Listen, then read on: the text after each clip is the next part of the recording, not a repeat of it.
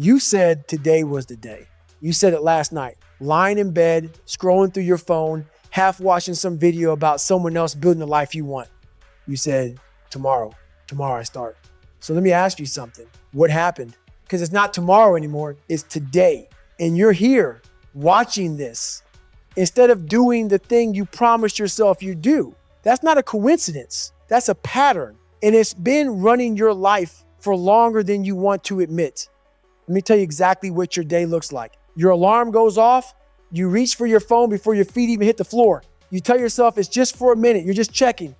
Just waking up, 45 minutes later, you're still in bed, scrolling, consuming, watching other people's lives through a screen while your own life sits quietly dying in the corner of the room. You finally get up, make coffee, sit down, maybe open your laptop, and then it starts the negotiation. I'll start after breakfast. Breakfast happens. I'll start after I check my messages. Messages get checked. I'll start after I just watch this one thing. One thing becomes 4. 4 becomes an hour. An hour becomes the morning. And now it's noon, and you haven't done a single thing that moves your life forward. So you make a deal with yourself. Okay, the morning's gone, but the afternoon is mine. I'm locked in. No more distractions. And then you spend the next hour feeling guilty about the morning instead of working during the afternoon. This is the cycle. This is the trap. It's not that you're lazy. It's not that you don't care. You care enormously. That's what makes this so brutal. You care so much and you still don't do it. You tell yourself stories. You're a perfectionist. You work better under pressure. You just need the right moment, the right mood, the right amount of sleep, the right alignment of planets. But here's the truth nobody wants to say to your face. There is no right moment. There never will be. You've been waiting for a feeling that isn't coming. And while you wait, the days add up. They turn into weeks. Weeks become months. And somewhere along the way, the thing you wanted, the body, the business, the book, the life, stops feeling possible and starts feeling like a fantasy you used to believe in.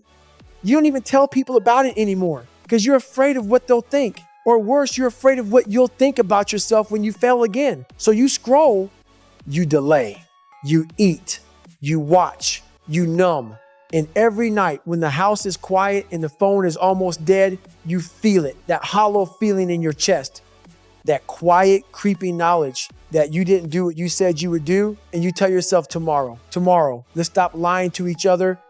You don't have a procrastination problem. You have a comfort addiction. Say that out loud, comfort addiction, because that's what it is. You are addicted to the feeling of not being uncomfortable. And like every addiction, it disguises itself as something reasonable, something justified. I'm tired. I need a break. I deserve this. And sometimes those things are true, but most of the time, they're not. Most of the time, you're not tired. You're afraid that if you actually try, really try, it still won't work, that you'll give it everything and come up short. And then you'll have to face the most terrifying thing of all, the possibility that the problem isn't your circumstances, it's you. So you don't try, not really. You do the minimum. You do just enough to feel like you're in the game without actually putting yourself on the line. You watch the motivational video, but you don't lace up the shoes. You buy the course, but you don't open it. You make the plan, but you never start the plan because the plan is safe. The plan is potential. As long as you haven't started, you haven't failed. The dream is still alive, still perfect, still possible. The moment you start, you risk it. And your brain, that brilliant, ancient, survival-obsessed brain of yours, will do anything to protect you from that risk. It will manufacture urgency where there is none. Suddenly, the kitchen needs to be clean. Suddenly, you need to research more before you begin. Suddenly, you're thinking about a conversation you had 3 days ago that you need to process. Your brain is not your ally here. Your brain is a liar dressed up as logic.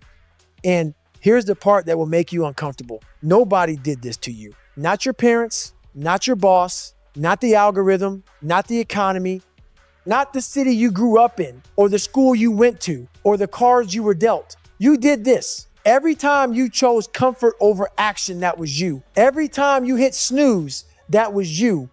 Every time you said tomorrow, that was you. I'm not saying this to hurt you.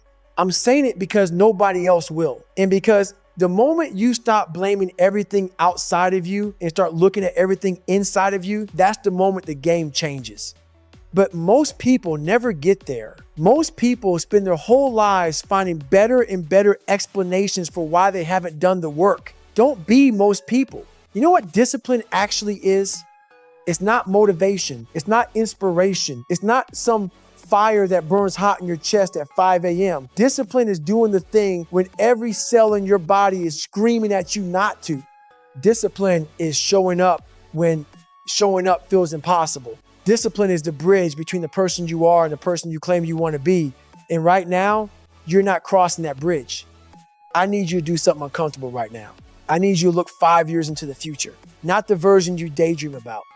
Not the highlight reel in your head where everything worked out because you eventually got your act together. I mean the real version, the one that happens if nothing changes. Picture yourself 5 years from now. Same habits, same excuses, same morning routine of scrolling, delaying, avoiding, same body, same job, same feeling at the end of every day, that hollow, quiet shame of knowing you didn't show up for yourself again. Does that scare you? It should, because that's not a hypothetical. That is the default path. That is where you are headed right now, today, unless something changes. And the cruelest part, you'll adapt to it. You'll lower your standards so slowly, you won't even notice it happening. The dream gets smaller. The ambition gets quieter. You start talking about what you used to want instead of what you're still going after. You'll find community in it too. People who traded their dreams for comfort, same as you. And you'll spend your time together complaining about the world and celebrating small things and pretending that's enough. And maybe you'll convince yourself it is enough. But at 3 a.m, when the house is silent and you can't sleep, you'll know exactly what you gave up. You'll replay the moments. The times you almost started but didn't, the years spent waiting for something that was never going to arrive, the version of yourself that you buried under 1,000 small acts of cowardice, all dressed up as practicality. That regret is real. I've seen it in the eyes of people who are 60 years old and brokenhearted, not because life was cruel to them, but because they were cruel to themselves. They abandoned themselves slowly, softly, so quietly they almost missed it. And now there isn't enough time left to fix it. You still have time, but time is the one thing that doesn't wait. It doesn't care about your mood. It doesn't care about your reasons. It doesn't care that you had a hard week or a rough year or a complicated childhood. Time moves with or without you. Every day you don't act is a day you'll never get back. Every morning you waste is a morning that's gone forever. And here's the thing that nobody talks about. It's not just the years you lose. It's the person you fail to become, because we are not static. We are built. We are forged. Every hard thing you do, every time you push through resistance, every time you do the thing you don't want to do, you are building a version of yourself that is more capable, more resilient, more powerful. And every time you don't, you're building the opposite. You are always building something. The question is, what are you building? Here's what I want you to understand. I don't care about your motivation. Motivation is a wave. It comes in, it hits, it feels incredible, and then it's gone. And you're left standing on the shore waiting for the next one like some kind of beggar, dependent on a feeling that has no obligation to show up. Stop chasing motivation. Stop waiting for it. Stop building your whole system around it. The people who build extraordinary lives, who build the bodies and the businesses and the careers that make you feel inadequate when you scroll past them, those people don't wait for motivation. They don't wake up every morning flooded with inspiration and enthusiasm. They wake up just like you, tired, uncertain, doubting, and they go anyway. That's the secret.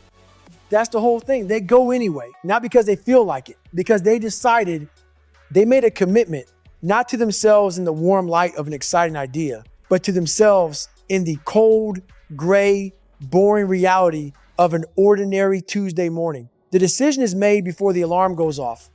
The decision is made before you know how you'll feel. The decision is final. That is what discipline looks like. Not extraordinary willpower, not superhuman genetics, not some gift they were born with that you weren't. A decision made in advance that feelings don't get a vote. Now hear me on this, because this is the part that will actually change your life if you let it land. You will never feel ready. Say that again. You will never feel ready. The day you're waiting for, when the stars align and the fear disappears and everything clicks into place and you just know it's time that day doesn't exist. Readiness is not a feeling. Readiness is a decision. You decide you're ready and then you begin. Before you're confident, before you have all the answers, before the doubt goes away, especially before the doubt goes away, because the doubt never goes away. Not completely, not for anyone.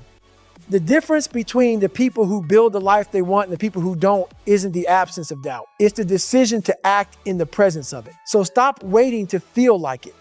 Stop negotiating with your own weakness. Stop asking your feelings for permission. Get up, start, do the thing. Not when you're ready, now. Not when it feels right, now. Not after one more video, one more plan, one more conversation with yourself about why today might not be the best day. Now, listen to me very carefully now. There are two versions of you living inside the same body. One of them wants to be great, genuinely, desperately. That version knows what you're capable of. That version sees the potential and aches for it and doesn't sleep right at night because of it. In the other version wants to be comfortable, wants to be safe, wants to sit down, zone out, turn off, stop trying. That version is smart, persuasive. It knows your weaknesses. It knows your fears. It knows exactly what to say to make you stop. Every single day, these two versions of you go to war, and every day one of them wins. Right now, based on where you are, based on what you're doing and not doing, I want you to honestly ask yourself which one has been winning, because this isn't a fair fight. The comfortable version of you has had years of practice. It's had years of winning. Every time you chose the couch over the gym, every time you closed the laptop instead of pushing through, every time you said tomorrow, that part of you got stronger. And the part of you that wanted to be great, that part got quieter. But it's still there. I know it is, because you're here, because something in you hasn't given up yet, because there's still a fire barely burning, maybe almost out, but still there. And here's what I want you to know.